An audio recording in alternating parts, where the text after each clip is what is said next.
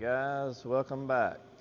It is the 10th of October and we've been open here selling sweet potatoes since the last day of September.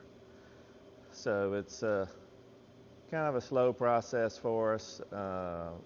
We box potatoes every day, a little bit at a time, and we're open selling them. And so it takes us till about Thanksgiving, or that's my goal, is to try to sell all or most of them by Thanksgiving. And usually that happens for the most part. It kind of depends on how many we have, and really the weather makes a difference. If we get a lot of rainy weather in the fall, it slows down the potato sales, but so far the weather's been perfect. So been happy so far up to this point. It's early. The ladies have not got here yet. They boxed my potatoes for me. So I was going to show you a little bit about the potatoes that are in the boxes and how we do it. I've mentioned this before. We put everything in tomato boxes, which when you weigh them out with the potatoes in there, they're probably 25 to 30 pounds. The standard box in the sweet potato industry is going to be a 40 pound box, which is pretty heavy. And so I don't like to use those heavy boxes, not only for my ladies boxing them, but just for the people coming in to get them. They're just so heavy for them to move around. We have a lot of elderly people that come in and they can't hardly even pick them up. So that's one of the main reasons why I use the smaller box.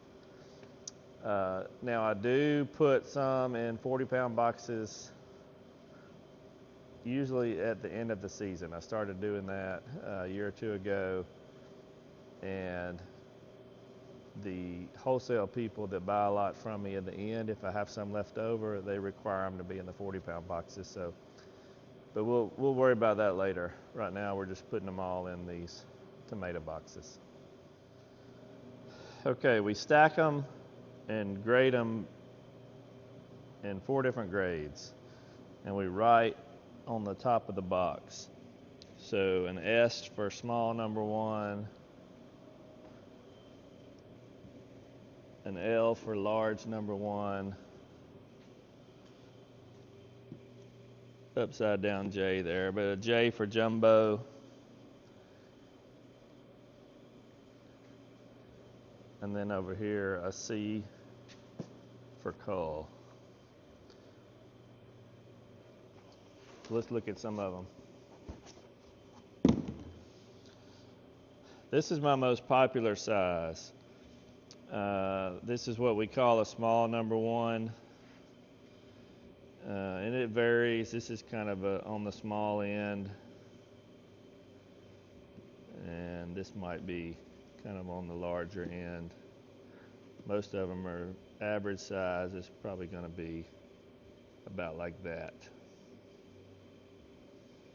So they're very nice.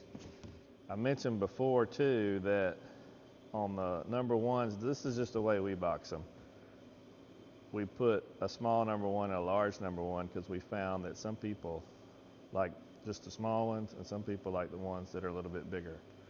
So we differentiate between the two instead of mixing them all up in one box. All right, now let's look at a large number 1.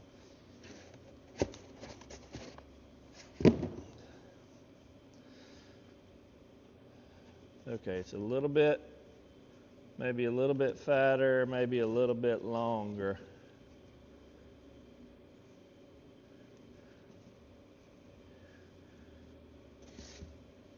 Let's look at another box, see if it looks any different.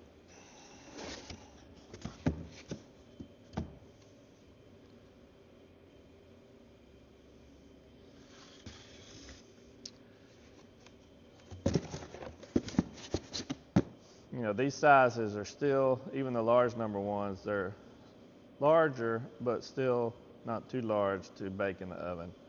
And that's what most people are looking for. Now the jumbos are going to be something that people are going to want to cut up for sweet potato pies or etc. So these are going to be the jumbos. Mostly they're going to be fat. They're going to be too fat really to bake. Sometimes they may be long, like this one here is pretty long, but usually they're in a jumbo because they're fat. All right, this is going to be the cull size with the C on it. We don't sell as many of these. The people that like them, though, they like them. They're pretty little, but you can throw these on a cookie sheet in the oven, a bunch of them at one time, and bake them, and they'll bake pretty fast. Some of them may be a little bigger that'll be chewed on or something at the end. Really nothing wrong with it. You know, just cut that off. But most of them are in here because they're just pretty small. We sell these, I just don't sell as many. So if you remember me when we were harvesting talking about I have a market for the culls, I just don't want too many. So that's usually the only thing that we get sometimes too many of, but eventually we will sell them all. Same with the jumbos. The jumbos sell real well around the holidays because of what I mentioned about the sweet potato pies and stuff. So we don't sell as many jumbos here at the beginning as we do the number ones. So sometimes we will get a little bit of an excess of jumbos. So what I do, I put them in my cooler that sets at 60 degrees, and we'll just leave them in there so they don't sprout or anything, and if we get an excess, and take them out later on in the fall as we need them. Okay, this is a bin I've got ready for the ladies when they get here to get ready to box, and they'll just stand around here and we'll box them, hand wipe everything, and grate them, and then they'll stack them on the pallet. So it's really not a whole lot to it. I've already moved one bin, but we'll keep these bins in front of the fan and let them sit overnight, and then we'll have them ready for the next morning. Now we do wash them. It doesn't wash them completely down in there. It basically just kind of washes them around the edge and the top, but it kind of speeds up the hand wiping process. And what we'll do is we'll wash them and let them sit out in the sun all day, or half a day, or after lunch, and then we'll bring them in here and put them in front of the fan for the next day. And if we see that it's going to rain or something, then we may do 2 days at one time of washing. So I always tell people they're not washed. Technically, maybe they are a little bit, but they're not washed in a conventional way, like people would wash them if they were on a packing line or something like that. So I'll get you a little bit of video when the ladies get here later, but it's basically just taking them out of those bins and putting them in those 4 different grade boxes and stacking them on the pallets. But we're open all during the day while they're here for people to stop by. And we do sell them wholesale as well, people that'll come by and get a bunch at one time for resale. So we do both, just like we do in the summer, retail and wholesale. The wholesale guys have not picked up in terms of numbers, like hopefully they will later. I do hope more of them come. I think a lot of it has to do, it's been very warm here and pretty hot. A lot of people don't think of sweet potato time really until it starts to cool off a little bit. So I feel like my wholesale guys will pick up a little bit when it does start to cool off some. One thing I didn't mention a while ago, these pink tags that are in here, that's from the Department of Agriculture. It's required to put one of those tags in every box or container. The Department of Agriculture traps or puts out traps around every sweet potato field in the state of Louisiana, and I'm sure other states do it the same way. but they're looking for the sweet potato weevil. And different pockets of like the state of Louisiana are green tag and pink tag. And so we're in pink tag area, which means there are some weevils, but they've been monitored and shown that, you know, they're not, they're not out of control, or there's not very many, et cetera, et cetera. The green tag is where they've kind of been eradicated completely. And so every box of anything, or if we sell in bulk, I'll give them a bunch of pink tags. We have to put those tags in there. What it says is inspected and found apparently free of sweet potato weevils in accordance with Part 3 of Chapter 12 of blah, blah, blah, blah, blah, Louisiana Department of Agriculture.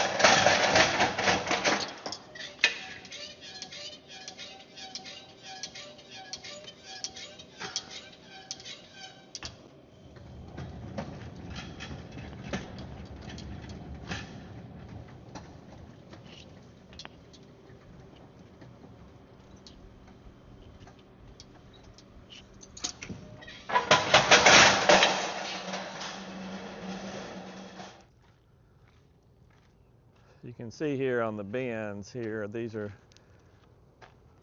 ones that we have already boxed up, and we'll make rows and come this way and set them all outside, and then when we get completely finished with everything, then we'll clean them up and repair any repairs that are needed and put them back inside.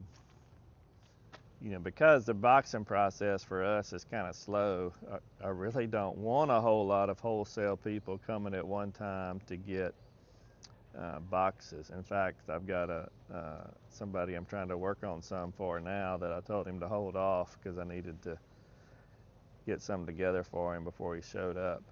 But I was mainly talking about the bulk bins. I have not sold as many bulk bins up to this point as I have in the past. Those are the ones that I sell in the bins, not graded with the dirt on them. They just take them and grade them and sell them themselves. So we'll see. They're not going anywhere, so I feel like that'll pick up when the weather cools off a little bit.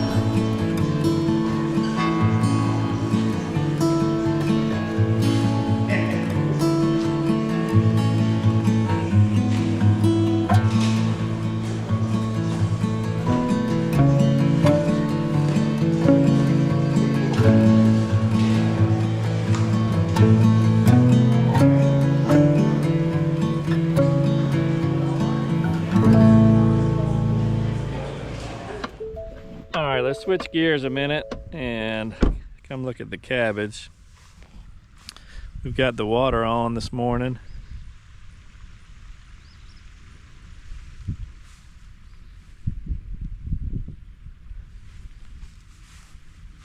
Cabbage is coming along pretty nicely. Once they start forming a little head and starting to wrap, and they're going to grow fast. So we've got about 3 weeks left in October, so I'm hoping by the 1st of November they're going to be pretty close to being ready, which will be a little earlier than normal. Remember, we did plant them just a little bit earlier, and the conditions have been good. They really took off from the beginning, so I really like to get them before Thanksgiving if possible, and it's looking that way because of how fast they're growing. We've got the furrow irrigation here. You can see, can you see the water running? Should be able to. On our drive middles, because this is a small section for the poly pipe, we have to water the middles, and I've already kind of flattened them out, so the water in the middles is just kind of going wherever, which it doesn't matter. All I'm concerned about is the rows of actual cabbage here. So you can see we've got clean leaves, very few bug holes. I've been keeping them sprayed, which you have to, because if you don't, you'll get a lot of insect damage. We've got pretty much a 100% stand. Very few skips, if any. I'm very pleased with it. We've hoed it a couple of times, plowed it a couple of times. Now that we're watering it, we may get another flush of weeds. I may be able to plow it again, but hopefully it'll start cooling off enough, especially at nights, to kind of keep the weeds from doing too much, which it should.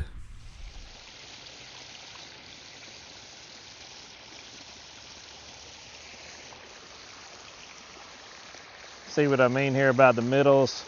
This was hipped up and